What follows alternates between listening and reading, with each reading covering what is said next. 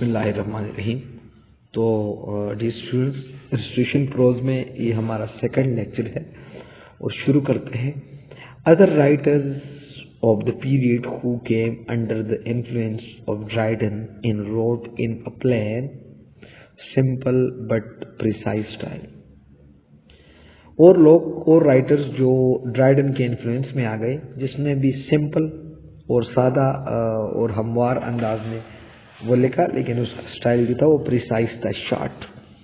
وہ کون لوگ تھے؟ ولیم ٹیمپل، جان ٹیلوسٹن، جارج سیویلی، اور اس کا جو بیٹر نون ایز وسکاؤنٹ ہیلیفیکس. یہ وہی رائٹرز ہے جو جان ڈرائیڈن کے انفلوئنس میں آ گئے. اندر famous writer of the period was Thomas Pratt, who is better known for his distinctness with which he put the demand for new prose than his own writing.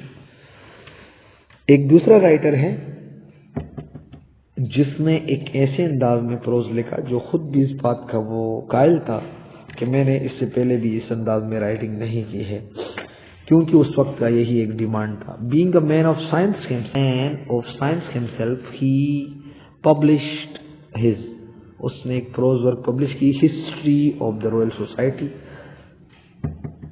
1667 میں، in which he expressed the public demand for a popularized style free from this vicious abundance of phrase. اس نے اس کے اندر ایک ایسا style use کی جو لوگوں کا چاہت تھی، اور اس میں اس نے بہت سارے فریزز نہیں استعمال کی. تو کیا ہوا؟ This trick of metaphor, this valuability of thing, اس نے اس کے اندر میٹافر استعمال کی اور اپنے زبان کا فصیح اظہار اس نے کی.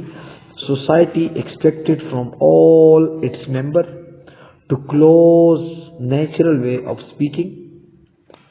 تو سوسائٹی نے سب لوگوں سے یہ توقع کرنا شروع کی کہ عام طور سے جس طرح آپ باتیں کرتے تھے اب وہ بند کریں.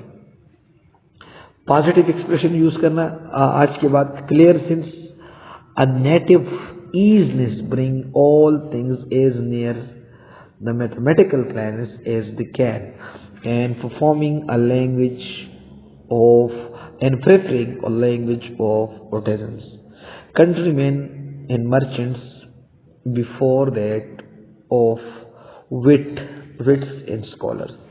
تو کیا ہوا؟ اس نے ایک ایسے انداز میں لکھی، اس میں بہت بڑا فصاحت تھی. تو کنٹری کے اندر یہ پابندی لگائی گئی کہ آپ سب لوگوں نے natural way of speaking bus stop کرنا ہے. اب آپ نے جو ہے وہ پازیٹیو ایکسپریشنز، کلیئر ایکسپریشنز اور ایک ایسے انداز پہ آپ نے یوز کرنا ہے جو نیچرل وے آف اسپیکنگ نہیں ہو. اور یہ سب کے لیے تھا جو ہمارے پاس کنٹری مین تھے، مرچنٹ تھے، وٹس مین جو دانشمند لوگ تھے، اینڈ اسکالرس تھے. Though these writers wrote under the influence of Dryden, but they also to certain extent helped in the evolutions of the new prose style by their own individual approach. اگرچہ وہ سب Dryden کے influence میں آ گئے، لیکن ہر ایک نے اپنے کوشش کی جو سٹائل میں، پرو سٹائل میں جو ارتقاء تھا اس کے اندر اس نے اپنا انڈیویجول اپروچ کی. That is why the prose of the Restoration period is free from monotony. Monotony mean مطلب لوکل اسپیچ سے یہ فری ہے. تو اب ایک اور رائٹر کی طرف ہم آتے ہیں، جان بنیان. وہ ہمارے پاس 1628 میں پیدا ہوا. In 1688 میں اس کا ڈیتھ ہوا. Next to Dryden, Bunyan was the greatest prose writer of the period. مطلب تقریباً ڈرائیڈن کے لگ بھگ وہ بنیان جو تھے وہ گریٹ رائٹر تھا. Like Milton he was imbued with the spirit of Puritanism, and in fact if Milton is the greatest poet of Puritanism, Bunyan is the greatest storyteller. تو یہ اسپرٹ تھا، پھیلا ہوا تھا جیسا کہ ملٹن تھا پیورٹنزم کے اوپر. اور اگر ہم کہہ لیں کہ ملٹن جو ہے یہ گریٹسٹ پوئٹ ہے پیورٹنزم کا، تو بنیان گریٹسٹ اسٹوری ٹیلر ہے. یہ پوائنٹ آپ نوٹ بھی کر لیں. To him also goes to the credit of being the predecessors of English novel. Predecessor main Pioneer, उसको यानी पायनियर ऑफ इंग्लिश नावल भी कहा जाता है कि उसने इंग्लिश नावल का आगाज किया है. His greatest work is the pilgrims progress. Just as Milton road paradise lost justify the ways of God to men, Bunyan aim in the pilgrimage progress was to lead men and women into God's ways. तो इसका simple मतलब ये है जिस तरह John Milton ने paradise lost लिखा तो इसका यही काम था कि जस्टिफाई, इसका थीम जो था justify the ways of God to man.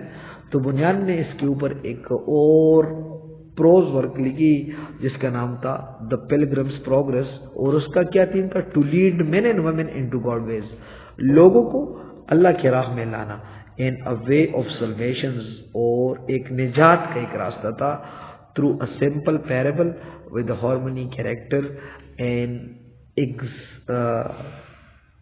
एग्जैक्टिंग events. एक ऐसे अंदाज से एक पैरेबल इन होमली कैरेक्टर लेके, मतलब कि एक जिस तरह ऐसे इवेंट जो मौजूद होता है. Like Milton, Bunyan was endowed with a highly developed imaginative faculty, an artist instinct. तो जिस तरह हमारे पास मिल्टन था उसको बहुत बड़ा इमेजिनेटिव, उसका बड़ा बहुत सोच का मालिक था, इस तरह हमारे पास वो बुनियान भी था.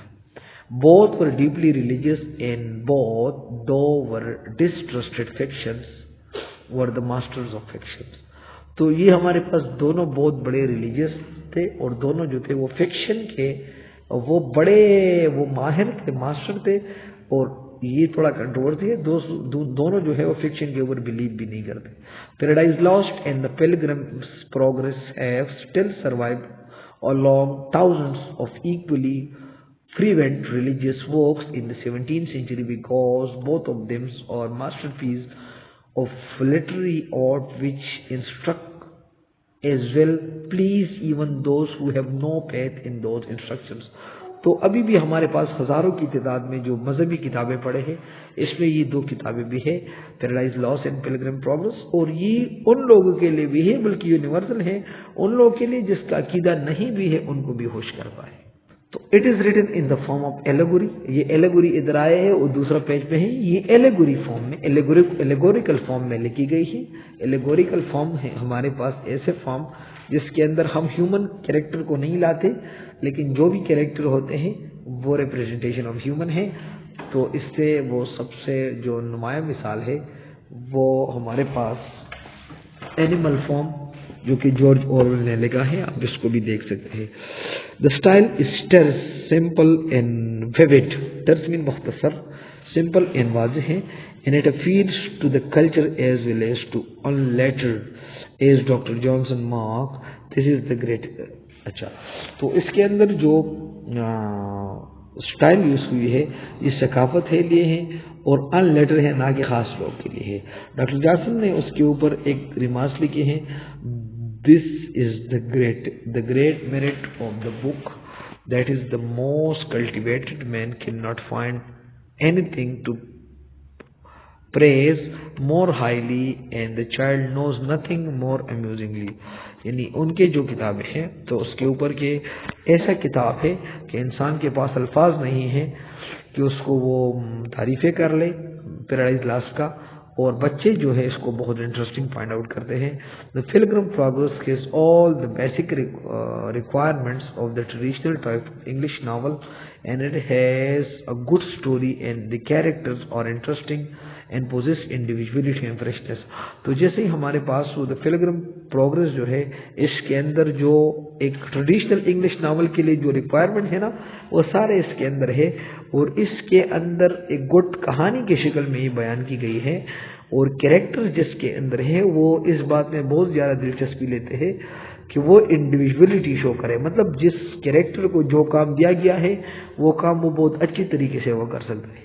The conversation is asserting the descriptions are vivid and the narrative continuously moves toward the definite end, and above all it has literary style through which the writer's personality is clearly emanates mean मतलब وہ ظاہر کرنا یا نکالنا. اس کے اندر بہت بڑا freshness ہے. اس کے اندر جو ڈسکرپشن ہے وہ زیادہ ویوڈ ہے, اور جو کہانی اس کے اندر ہے وہ بظاہر آپ کو لگتا ہے کہ ختم ہونے کی طرف جا رہے ہیں.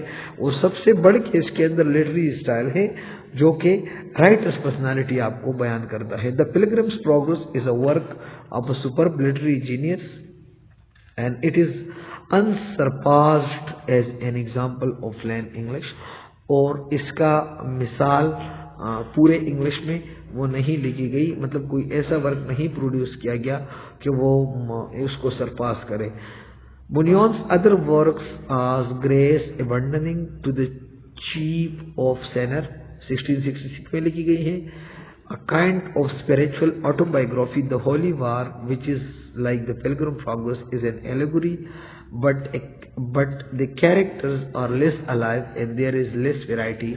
اس نے ایک دوسرا The Holy War لکھا جو کہ Pilgrim Progress کی طرح ایک allegory ہے, لیکن اس کے اندر کریکٹر جو ہے وہ اتنے alive نہیں ہے, تیز نہیں ہے, اور یہاں پر ویرائٹی بھی اتنی نہیں ہے.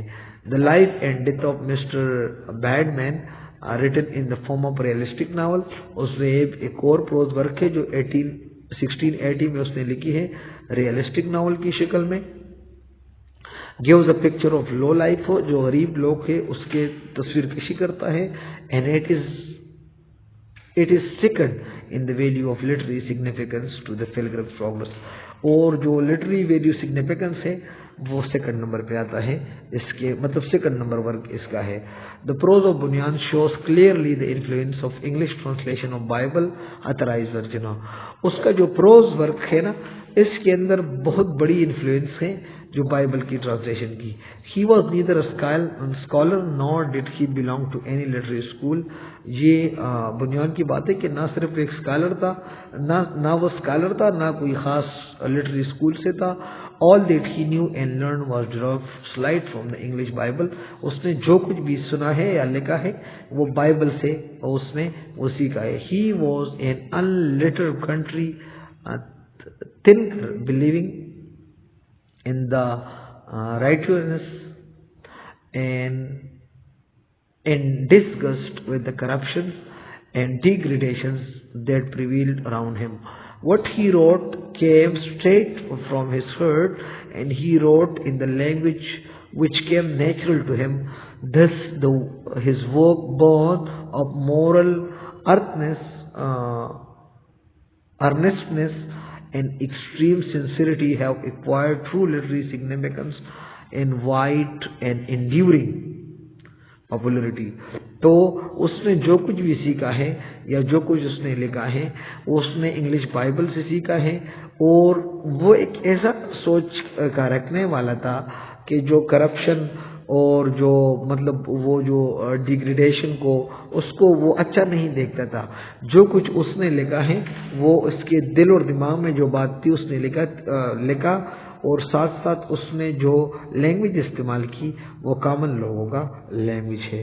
اور اس کے اندر ایک اونچائی, اس کے کام کے اندر ایک اونچائی نظر آتا ہے, اور یہ ٹرو لٹری سگنیفیکنس ہے, اور اس کے اندر جو پاپولیرٹی ہے یہ انڈیورنگ ہے, نہ ختم ہونے والا ہے.